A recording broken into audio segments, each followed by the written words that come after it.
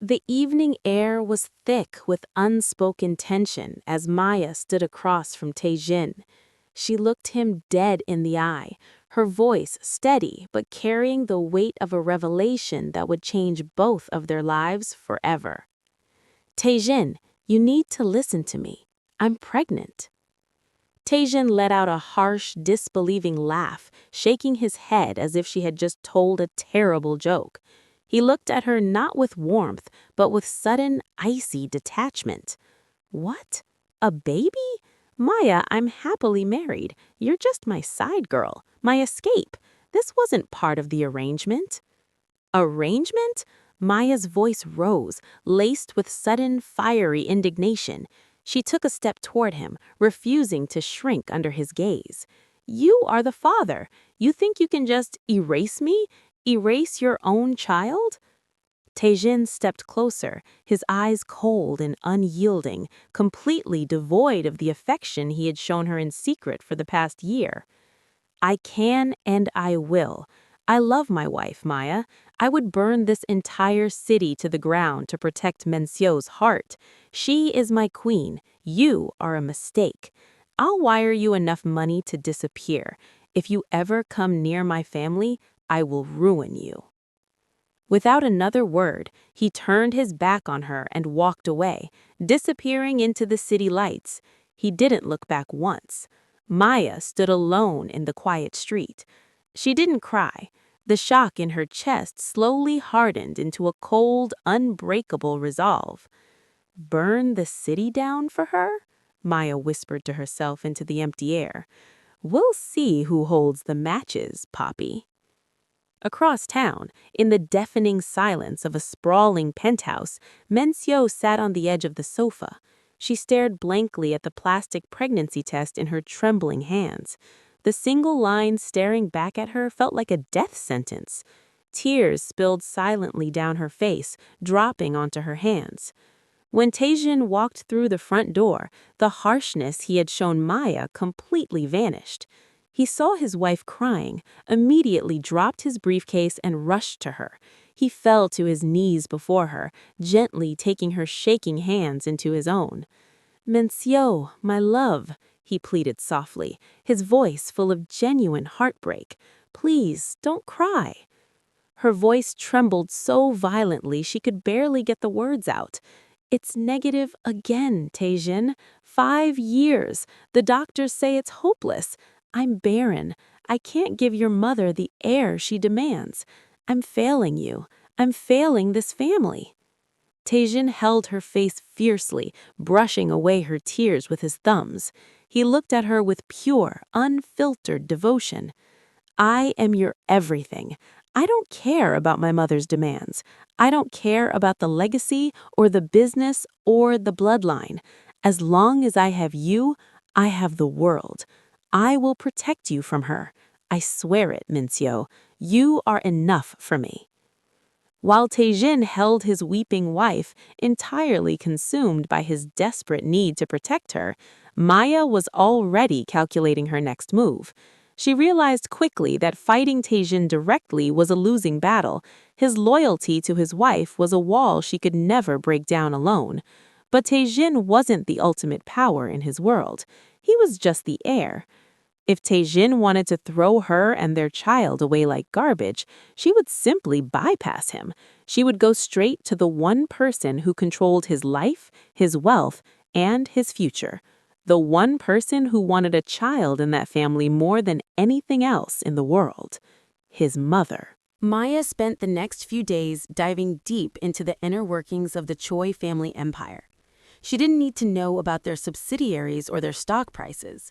She needed to know who actually held the leash. It didn't take long to confirm what whispers in the city had always suggested. Tae-Jin might be the CEO on paper, but his mother, Madame Choi, was the absolute ruler of the dynasty.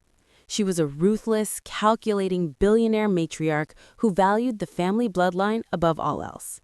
And she despised the fact that her son's marriage had failed to produce a single heir. Armed with this knowledge, Maya bypassed Tae-Jin entirely. She walked straight into the towering headquarters of the Choi enterprise, ignoring the protests of receptionists and security guards, and demanded a direct audience with the matriarch herself. Perhaps it was the sheer audacity of her presence, or the absolute certainty in her eyes, but Madame Choi allowed her inside her sprawling, immaculate office. The older woman sat behind a massive mahogany desk, her gaze sharp enough to cut glass. She told Maya that it took a very foolish or a very brave woman to storm into her office uninvited. Maya stood tall, resting a protective hand over her still flat stomach. She didn't flinch. She simply stated that she was the woman carrying her son's child. The silence that followed was heavy. Madame Choi slowly stood up and walked around her desk, examining Maya with a predatory intensity. She warned Maya that Tae-Jin was fiercely devoted to his barren wife and would never admit to such a betrayal. Maya calmly agreed, revealing that Tae-Jin had already denied the child and offered her hush money to disappear forever. But Maya knew the truth, and more importantly, she knew how desperate Madame Choi was for a grandchild. She told the matriarch that her family legacy was dying with Min Zio, and that she was standing right there, offering her the future. Madame Choi's icy demeanor cracked just a fraction, revealing a terrifying, joyous desperation. She told Maya that if this was a lie, she would utterly destroy her.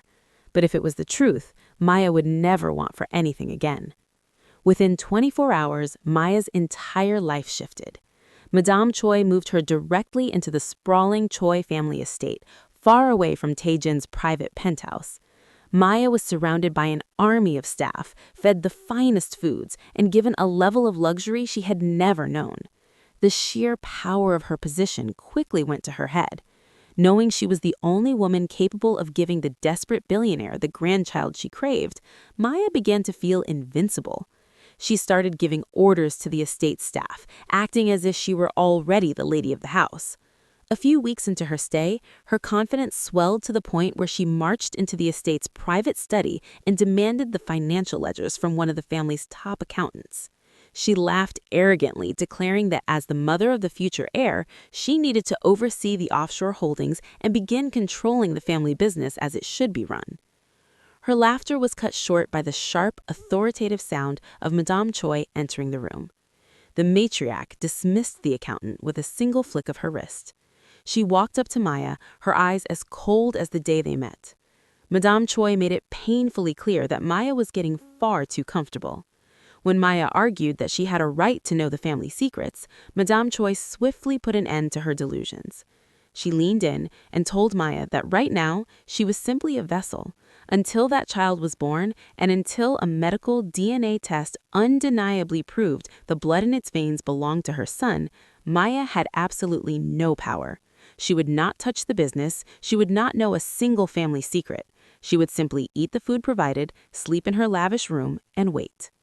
Maya swallowed her pride, the reality of her situation crashing down on her. She realized who truly held the power. She nodded slowly, agreeing to the matriarch's terms. She would wait, she would grow the heir, and she would bide her time. The months stretched on, becoming a quiet but intensely strategic waiting game.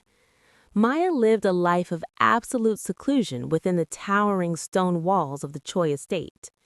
Every meal was meticulously planned by top nutritionists, every medical checkup conducted by the nation's most elite doctors, and every comfort provided, all entirely sponsored by the fiercely watchful Madame Choi. Maya quickly learned to curb her earlier arrogance. She understood now that true power required absolute patience. She focused entirely on the life growing inside her, knowing without a shadow of a doubt that this child was her ultimate key to the kingdom. Meanwhile, across the city, Tae-Jin continued his life with Min So, completely oblivious to the storm gathering over his head. He truly believed his brutal dismissal of Maya had worked. He poured all his energy into comforting his grieving wife and running the daily operations of his mother's corporate empire, blissfully unaware that his authority was living on borrowed time. He thought he had buried his secret, never suspecting that it was gestating right under his mother's roof.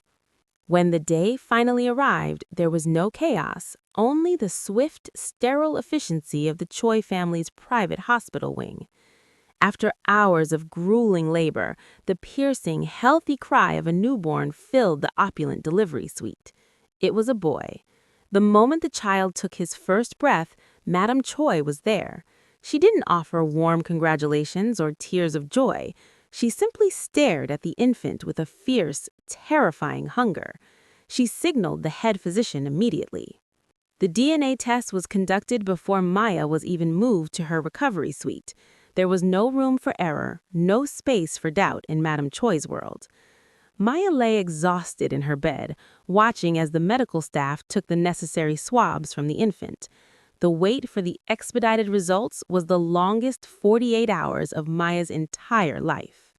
When Madame Choi finally entered Maya's suite 2 days later, the heavy silence in the room shattered the moment the older woman smiled. It was a rare, triumphant expression that sent shivers down the spine of anyone who knew her. She held up the sealed medical document, the contents absolute and undeniable. It was a perfect match. Tae-Jin was the father. The Choi bloodline was officially secured. The air in the room shifted instantly. The invisible barrier that had kept Maya as merely a heavily guarded guest dissolved. Madame Choi looked at Maya not as a temporary vessel anymore, but as the untouchable mother of the future king. As Maya spent the following weeks healing, bonding with her son, and regaining her full strength, the matriarch began to fulfill her unspoken promise. Madame Choi brought in private tutors, elite executives, and the most ruthless family lawyers. She began pulling back the heavy curtain on the family's vast empire, educating Maya on the ruthless inner workings of their corporate holdings. Maya absorbed every ledger, every contract, and every secret with deadly precision. She was fully healed, sharp, and ready to take the reins. The waiting period was over. Maya was finally ready. Her mind was sharp, her body fully healed, and her understanding of the complex Choi enterprise was now absolute. Madame Choi observed this transformation with deep satisfaction and knew the time had come to execute her ultimate move. Without warning, she ordered an emergency, mandatory meeting for the entire board of directors. The atmosphere in the grand corporate boardroom was thick with anticipation. Tae-Jin sat comfortably at the head of the heavy mahogany table, completely unaware of the devastating storm about to break over him. He assumed this was merely a standard quarterly review called by his overbearing mother. But when the heavy oak doors swung open, the entire room fell into a stunned, breathless silence. In walked Madame Choi, moving with a terrifying authority that immediately commanded the space. But it was the woman walking right beside her that sent a shockwave through the executives. Maya stepped into the room, her posture commanding, her gaze fixed directly on the man who had discarded her months ago. Tae-Jin sprang to his feet, his face entirely pale with disbelief and sudden bubbling fury. He demanded to know what his mother was doing bringing this woman into his building, his sanctuary. Panic lacing his voice, he began shouting for security to have Maya immediately removed from the premises. Madame Choi's voice cracked through the tense air like a whip, ordering her son to sit down and shut his mouth. She did not mince words. Speaking directly to the bewildered board members, the matriarch announced a total and immediate transfer of corporate power.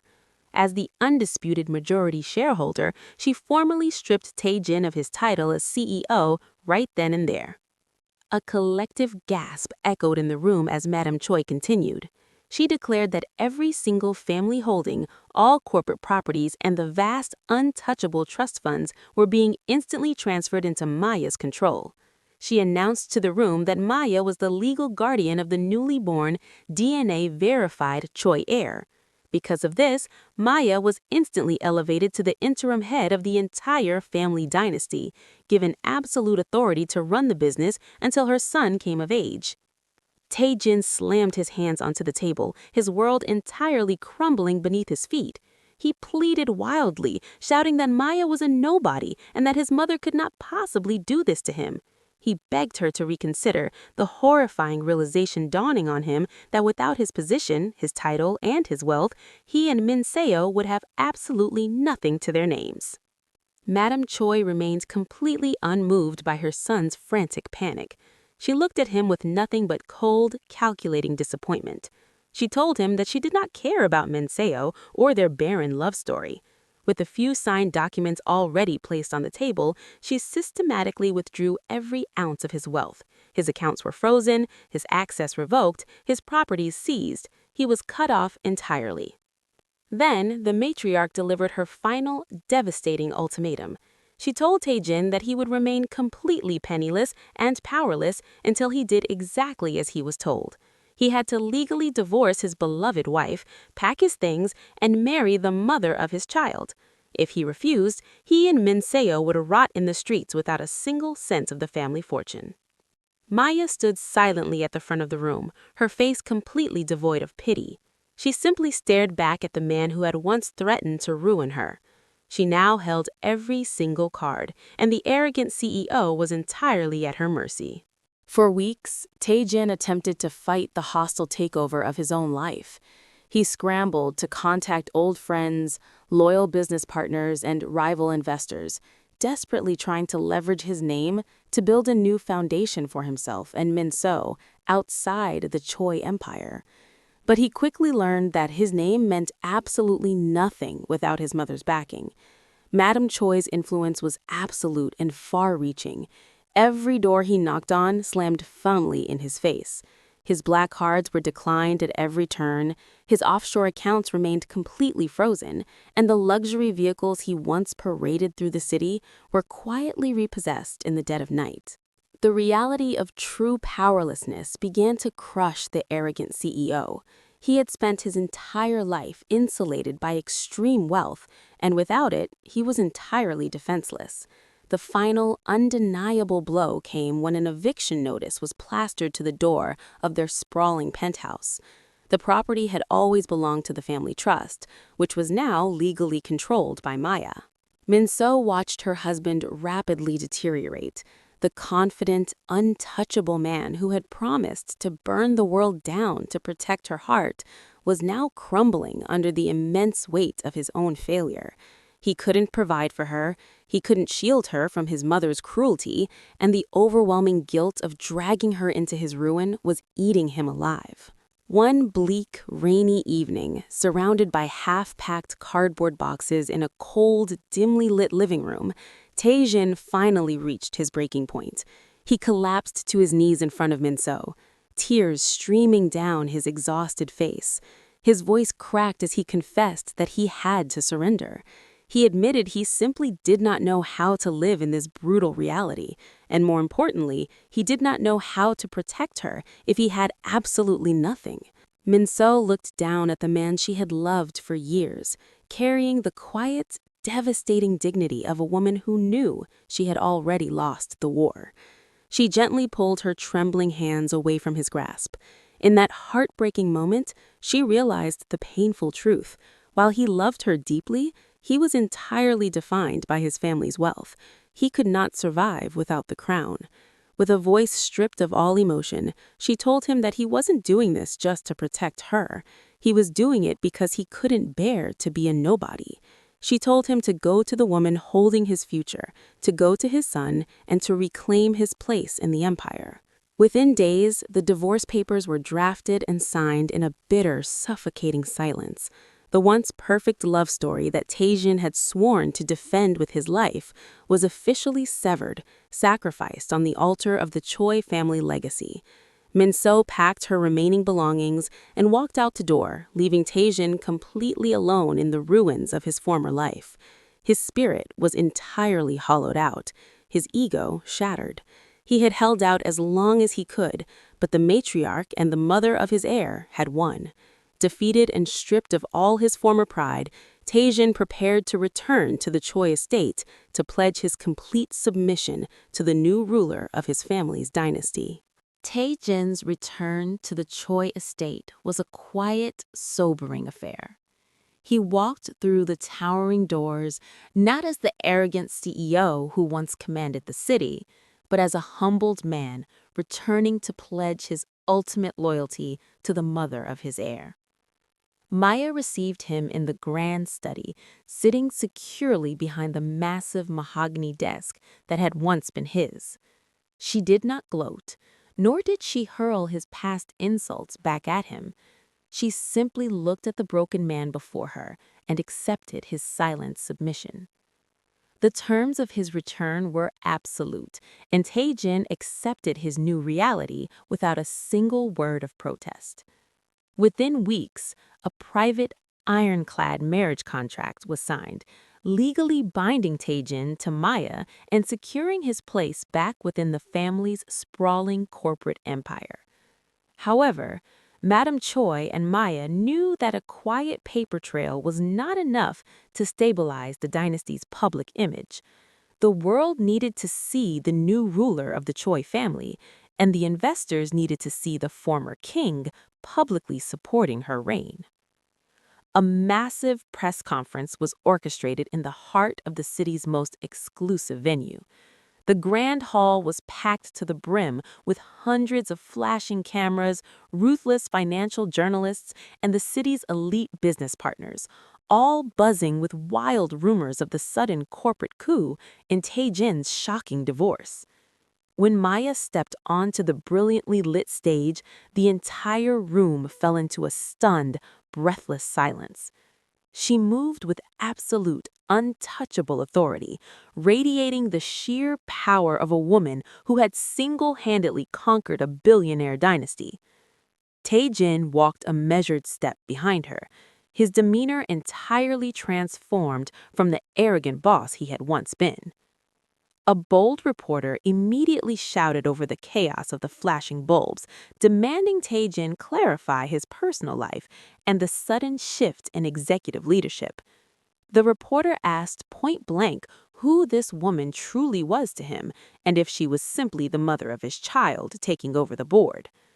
Tae-Jin looked out at the sea of blinding cameras, then slowly turned his gaze to Maya. He remembered the cold night on the street when he had cruelly dismissed her as nothing more than a temporary escape. He stepped up to the microphone, his voice remarkably steady, carrying a profound, newfound reverence. He addressed the entire world, declaring clearly that there had been many rumors, but he wanted to make the truth undeniable. He stated that she was not just the mother of his child, nor was she merely the new head of their vast corporate empire. He reached out, gently taking her hand in front of the flashing lights. With absolute devotion and complete surrender, he proudly called her his wife. The crowd erupted into a frenzy of gasps and rapid camera clicks. Maya looked at the man standing beside her. The cruel arrogance that had once defined him was entirely gone, replaced by a deep, unwavering loyalty to her and the family they had created.